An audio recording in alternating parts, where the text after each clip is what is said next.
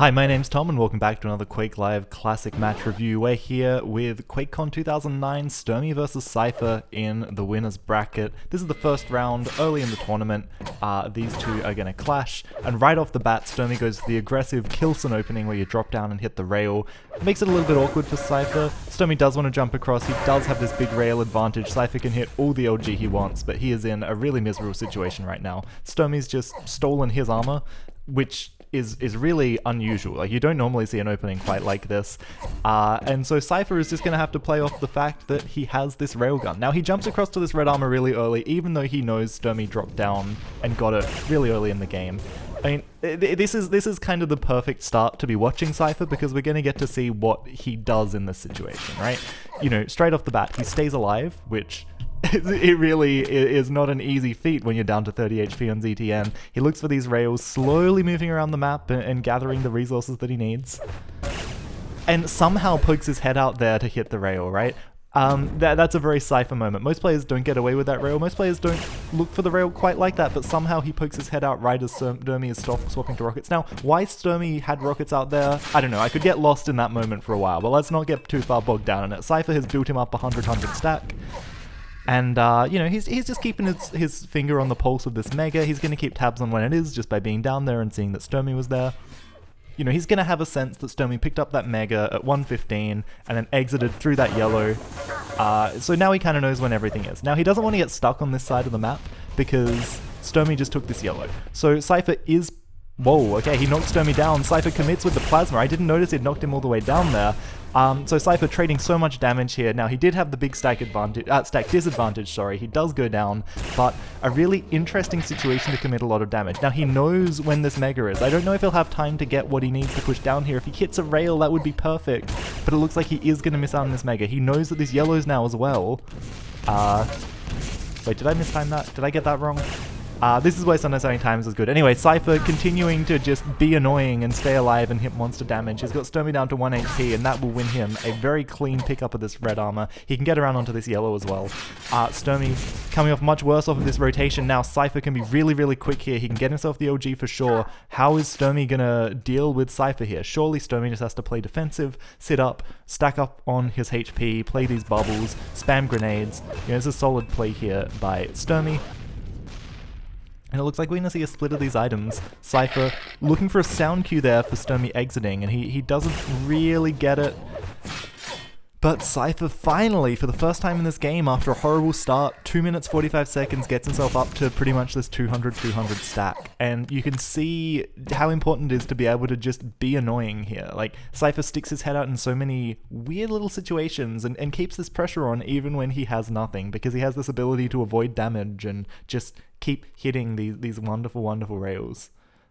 This has been a very Cypher game, I think. Nice setup here. Cypher will have the stack advantage.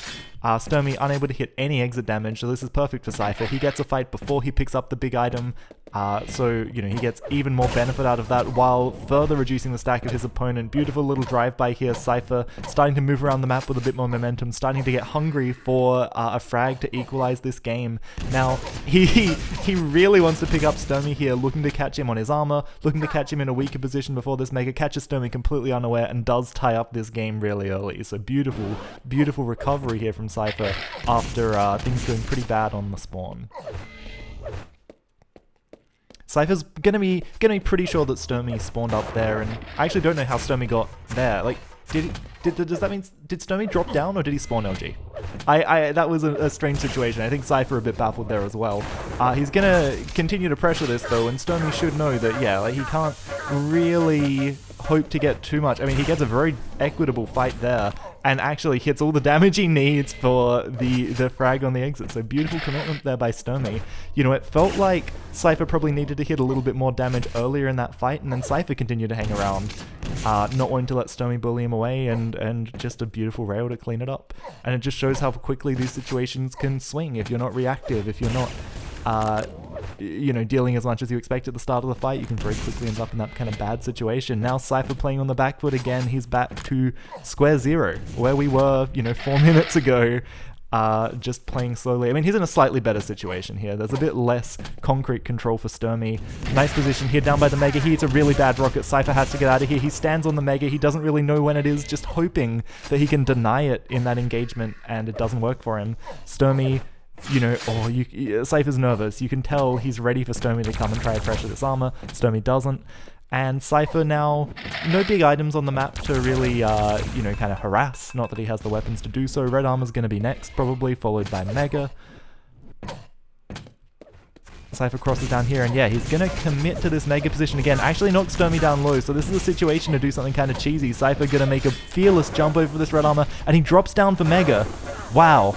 Extremely bold by Cypher. I don't know if it should work out for him, but it does. You know, one rail from death at the end there, but he has a yellow armor. Stermy will spawn onto a yellow armor as well. It's not going to be a disaster for Stermy stack-wise, but he isn't going to have the weapons he needs to play around this red armor. Cypher going to drop down and, you know, really try and look for Stermy to make a play. Catches him perfectly, and that's exactly what Cypher needed to do.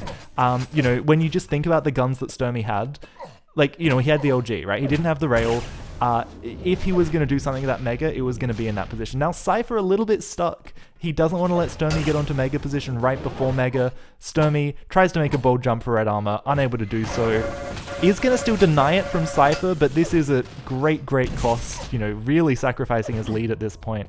Cypher, you can see how confident he is. He knows exactly where to go. He knows exactly what spawns to look for. Now, you can see he doesn't know exactly when this yellow armor is. And in this era, Cypher actually talks about how, you know, he would just time Mega Health and just do armors basically by vibes. He'd rock up when he thought they were up. And it gets you a really long way. If it's good enough for Cypher, it's probably good enough for you. Now, if you can hit shots like Cypher, that's probably going to help a bit as well. Cypher baits Stermy in towards this Mega, and look at this, again, the confidence. Even if Stermy picks that up, he just doesn't have the weapons to really, you know, deal with Cypher there. Alright, so the hunt is on. Cypher trying to widen this lead even more. He's gonna hear Stermy down below. And again, he's looking for all the right kinds of shots. That was really nice. Stermy, he has no reason to be coming into the railgun area like that. With Cypher right there, you know, just hoping Cypher's going through that teleporter, but Cypher knows better. Beautiful trap. Beautiful, well-earned spawn frag. Stermy somehow turns that into not a spawn frag. He turns that actually into perhaps a slight advantage, if not for that Mega Health. But Stermy is going to kind of try and keep some momentum off the back of that lucky grenade combo. It doesn't go well for him because Cypher rails are Cypher rails, and you know, Cypher's just ready. He's ready for everything, and this game probably has slipped away from Stermy at this point. It looked like a really beautiful opening, but unfortunately, I can't say unfortunately, right? He's overcommitted in a few spots that's given Cypher frags, and Cypher has just played extremely well. This was not a Cypher year at QuakeCon, but he's showing up in this game, and this was actually the year... No, that was 2010 when Stermy beats Rafa. But Stermy, you know, he's a force to be reckoned with, right? You can't rule him out. He always shows up, and he had a really strong opening here. Now, we're going to have another 2 minutes of this game. Maybe Stermy can make something happen, but more than likely, Cypher is just going to, you know, do a victory lap. We'll see QuakeCon Cypher just in his element. You know, whipping his WMO around in brutal domination. This actually might not be a WMO tournament for Cypher. I'd have to double check. It might be a Razer mouse year. He is sponsored by Razer at this point. Was he a Razer or Bisus? Anyway. Cypher does get low from a bit of grenade spam, but surely it's too little too late. Stermy would have to do something completely outrageous to even get a frag here. Unless Cypher wants to give this one to him. 2 machine gun bullets is all it'll take. 1 rail is all it'll take. Stermy getting onto the railgun now. Can he do it? Cypher somehow continuing to hit these pixel shots. And he's really thinking about rocket jumping here. He really wants to rocket jump to that red armor. You can tell.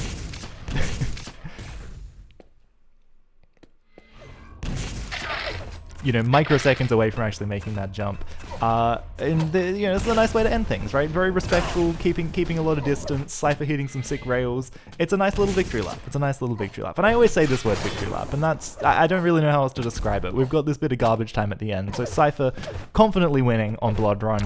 A surprise to no one. He will actually go on to drop the next map in this series, which is Furious Heights. quite badly actually, and I didn't watch the third game yet, so I don't know who wins. So this is actually a nail biter. This is closer than you might think just from this one map. Cypher gets absolutely bodied on Furious Heights. Like, it's not even close. It's like a 20-0 almost, you know, or like a 17-2. So that was a fun game. I really enjoyed that game. It was a good chance to see Cypher really being Cypher, doing his Cypher things, hitting really cheeky rails, backing into the room when you wouldn't expect him to, and yeah, it was just a good game. So thank you very much for tuning in. I'm Tom, and be sure to tune in for more. I want to get into making these videos again, and hopefully I can keep smashing that. Thank you so much, and I'll catch you next time.